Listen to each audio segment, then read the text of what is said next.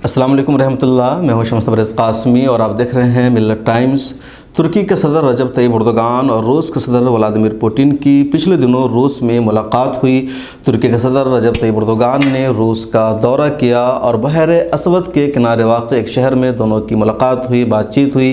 पिछले 20 दिनों के दौरान रूसी सदर और तुर्की सदर की ये दूसरी मुलाकात थी और आप जानते हैं कि जब भी तुर्की के सदर रजब तैयब एर्दोगान की और रूस के सदर व्लादिमीर पुतिन की मुलाकात होती है, बातचीत होती है, तो पूरी दुनिया की निगाहें इस पर मरकूज़ होती है। ख़ासतौर पर अमेरिका में बहुत ज़्यादा चेमी गोइयाँ भी होती है, अमेरिकी मीडिया की गहरी नज़र होती है और अमेरिकी वाइट हाउस भी इस पर पूरी निगाह रखता है कि आखिर तुर्की रूस से क्यों करीब हो रहा है।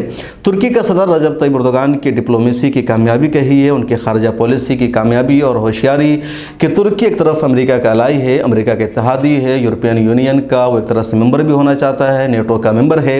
इसके बावजूद तुर्की कई मामलों में अमेरिका के ख़िलाफ़ हो जाता है, यूरोपियन यूनियन की पॉलिसी के ख़िलाफ़ होता है, नेटो के ख़िलाफ़ भी वो इक़दाम करता है और जहाँ कहीं भी अमेरिका तुर्की का साथ नहीं देता है वो रूस से अपने मामले हल करा लेता है और जहाँ रूस उससे पीछे कदम हटाता है तो अमेरिका को मजबूर कर देता है अपना साथ देने पर। और आप जायज़ा लेंगे, अंदाज़ा लगाएंगे कि दुनिया में 57 से ज़्यादा मुस्लिम ममालिक है और उन तमाम ममालिक में किस मुस्लिम मुल्क की खारजा पॉलिसी ठीक ठाक है, किसकी मईशत बेहतर है, किसके पास फ़ौजी ताकत है, किसके पास हथियार है और कौन आलमी सियासत में असर रसूख रखता है, तो आपका नाम तो आप तुर्की का ही नाम ले सकते हैं। इसके अलावा कोई और दूसरा मुल्क हम जहद कामयाबी के साथ आपको नज़र नहीं आएगा।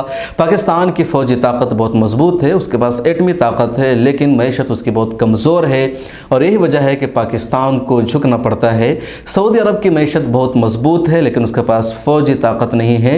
ईरान के पास थोड़ी बहुत फ़ौजी ताकत ठीक ठाक है लेकिन मईशत भी उसकी उतनी अच्छी नहीं है और बहुत ज़्यादा पाबंदियों का वो शिकार है और इसी वजह से ईरान कुछ पीछे रह जाता है। मलेशिया की भी ठीक ठाक हालत है लेकिन आलमी सियासत में कहीं पर भी मलेशिया, इंडोनेशिया जैसे मुल्कों का नाम निशान नहीं होता है। कतर डिप्लोमेसी में बहुत अच्छा है लेकिन फ़ौजी ताकत या बहुत छोटा जोग्राफिया का होने की वजह से वो आलमी सियासत पर असर रसूख नहीं रख पाता है। तो बहरहाल हम बात कर रहे हैं तुर्की की और रूस की कि इस बार इन दोनों के दरमियान क्या बातचीत हुई और क्यों हंगामा है। दरअसल रूस के सदर व्लादिमीर पुतिन से मिलने तुर्की के सदर रजब तैयब एर्दोगान गए और वहाँ दोनों की बातचीत हुई और उस बातचीत में जो हर दो मुल्क के सदर के दरमियान होती है, इक़्तिसादी ताउन, तवानाई और इस तरह के मामलों पर तो दोनों की गुफ्तगू हुई। दोनों ने एक दूसरे के यहाँ तिजारत को बढ़ाने पर जोर दिया लेकिन उसके साथ साथ शाम के मसले पर भी बातचीत हुई। शाम एक ऐसा मुल्क है जिसमें तुर्की अपनी पूरी मुदाखलत चाहता है, रूस अपनी मुदाखलत चाहता है और ईरान वहाँ अपना मफाद चाहता है। दूसरी तरफ अमेरिका की भी शाम पर गहरी नज़र है। शाम या मिडिल ईस्ट को लेकर के रूस अमेरिका के दरमियान लगातार लड़ाई रहती है। दोनों सुपर पावर ताकत है और अमेरिका चाहता है कि पूरे मिडिल ईस्ट पर, शाम और पूरे मशरिक़ वस्ता पर हमारा कंट्रोल रहे, कहीं किसी और को वहाँ जाने का मौका ना मिले। और आलमी ताकत, आलमी पावर को हासिल करने के लिए, सुपर पावर बनने के लिए मिडिल ईस्ट पर कंट्रोल करना ज़रूरी है। रूस चाहता है कि शाम में या मिडिल ईस्ट में उसका असर रसूख रहे। हालांकि मिडिल ईस्ट के किसी भी मुल्क में रूस का कोई असर रसूख नहीं है, अगर कहीं है थोड़ा बहुत वो सिर्फ शाम में है और इसी वजह से रूस को तुर्की के सामने झुकना पड़ता है क्योंकि रूस में असर रसूख हासिल करने के लिए रूस यानी शाम में असर रसूख हासिल करने के लिए रूस को तुर्की की मदद लेनी ज़रूरी पड़ जाती है। हालांकि दोनों के मंसूबे अलग अलग हैं, दोनों का नज़रिया अलग है। शाम में बशारुल असद की हुकूमत है और तुर्की बशारुल असद के ख़िलाफ़ है। तुर्की बशारुल असद के ख़िलाफ़ जो मूवमेंट है, जो लोग आज़ादी की तहरीक चला रहे हैं कि बशारुल असद लंबे अरसे से या उससे पहले उनके वालिद की यहाँ हुकूमत थी, एक तरह से तानाशाही शाम में है, इस हुकूमत का ख़ात्मा हो, वहाँ साफ़ शफाफ माहौल में इंतखाब हो, जिनकी मेजॉरिटी है उनको इक़्तिदार में आने का मौका मिले और शाम में मेजॉरिटी सुन्नियों की है। दूसरी तरफ रूस चाहता है कि शाम में बशारुल असद की हुकूमत रहे और यही ईरान भी चाहता है। तो इस मामले में ईरान और रूस एक हो जाते हैं, तुर्की अलग है। लेकिन इसके बावजूद शाम के मसले में रूस तुर्की के साथ हो जाता है क्योंकि अगर रूस ने तुर्की की मदद नहीं ली और शाम के मसले पर रूस ने तुर्की का साथ नहीं दिया तो फिर अमेरिका वहां आ जाएगा और रूस की मुश्किलें बढ़ जाएगी।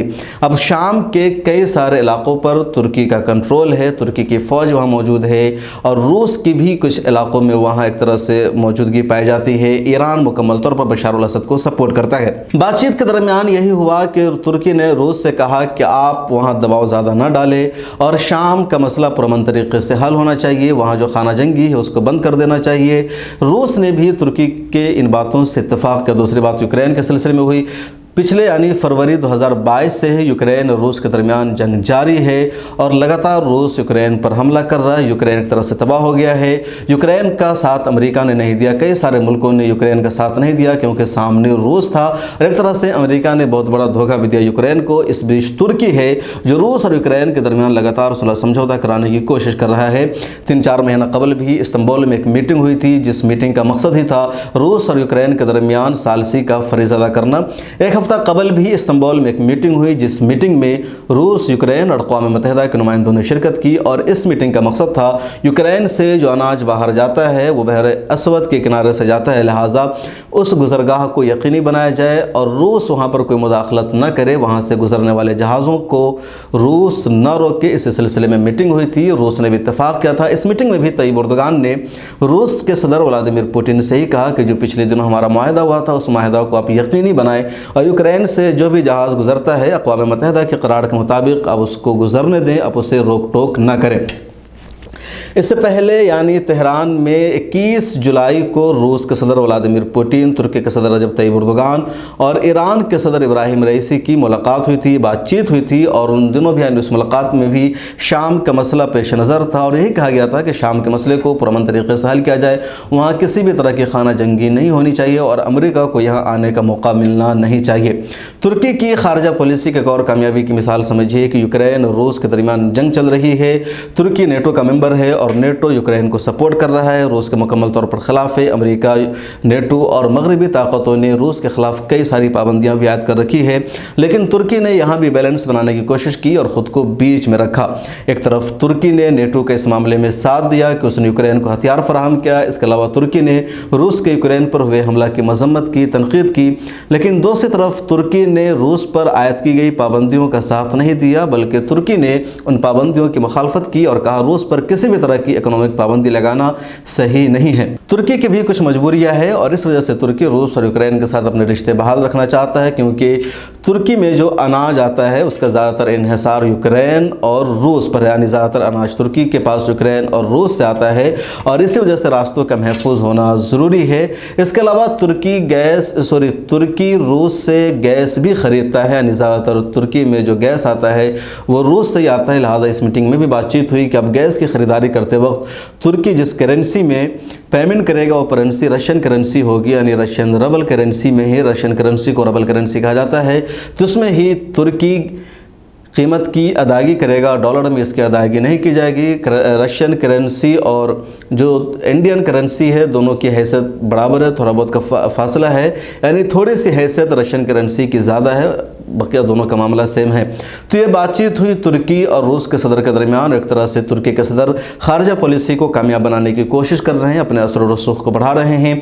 आपको मालूम है कि तुर्की वाहिद मुल्क है जिसकी मुदाखलत शाम में भी है, लीबिया में भी है, इराक़ में भी है और कई सारे मुल्कों में तुर्की का अपना असर और रसूख है। अफ़गानिस्तान इन दोनों बहुत ज़्यादा क्राइसिस से दो चार है और अफ़गानिस्तान की मुश्किल वक्त में लगातार तुर्की मदद कर रहा है। कतर के पास जब मुश्किल आई थी और सऊदी अरब ने बाइकआउट कर दिया था, उस वक्त भी कतर की खुल करके तुर्की ने मदद की थी। हालिया दिनों में जब इजराइल और गज़ा के दरमियान दोबारा जंग शुरू हो गई है और लगातार इजराइल गज़ा पट्टी पर बमबारी कर रहा है, हमला कर रहा है, नुकसान पहुंचा रहा है और अब तक 30 से ज़्यादा फ़लस्तीनी शहीद हो गए हैं और 250 से ज़्यादा शदीद ज़ख्मी हैं। तो इस वाक़े की भी तुर्की के सदर रजब तय्यिब एर्दोगान ने शदीद मजम्मत की है और कहा है कि इसराइल जो कुछ कर रहा है वो दहशत गर्दी है, इसराइल को अपने अज़ाइम से बाज आ जाना चाहिए और फ़लस्तीनियों पर हमला रोक देना चाहिए। इसके अलावा तुर्की ने अक़वाम मुत्तहिदा से भी अपील की है कि अक़वाम मुत्तहिदा मुदाखलत करे और इसराइल के हमले पर रोक लगाए और इसराइल जो कुछ कर रहा है वो गलत है, उसकी शदीद तनकीद की जाए और 1967 के मुताबिक फ़ैसला किया जाए और फ़लस्तीन को मुकम्मल तौर पर एक आज़ाद रियासत की हैसियत से तस्लीम किया जाए। मेरे साथ इस वीडियो में इतना ही। आपसे रिक्वेस्ट है कि मिलत टाइम्स के मोबाइल ऐप को डाउनलोड कीजिए और सोशल मीडिया के सभी प्लेटफॉर्म पर हमें फॉलो कीजिए। मिलत टाइम्स को आपकी ज़रूरत है, हमारी आप माली मदद करें।